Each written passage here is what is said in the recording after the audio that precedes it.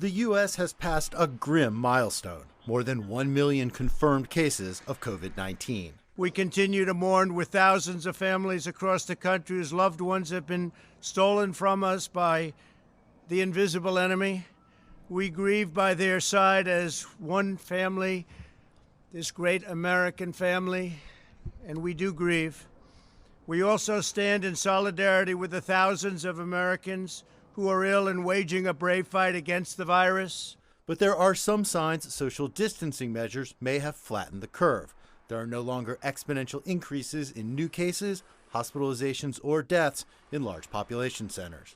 But we're still, by no stretch of the imagination, out of the woods there. It's just stable.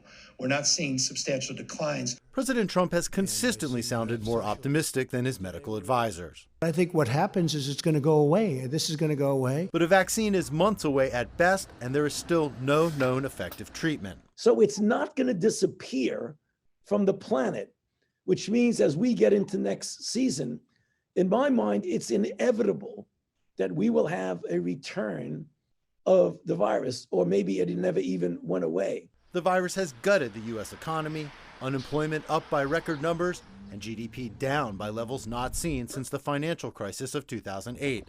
Experts say a full economic recovery is closely tied to stopping the virus. Ultimately, the biggest question is how long, how deep is the current contraction? And then what is the magnitude and the strength of the rebound? It's impossible to answer both of those questions right now.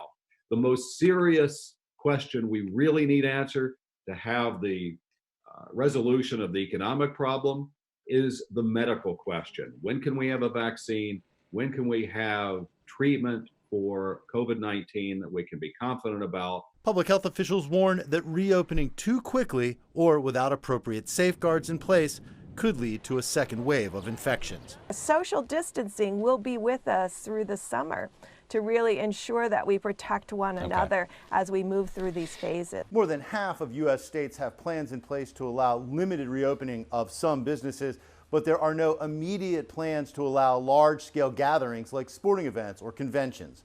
Jim Spellman, CGTN, Bethesda, Maryland.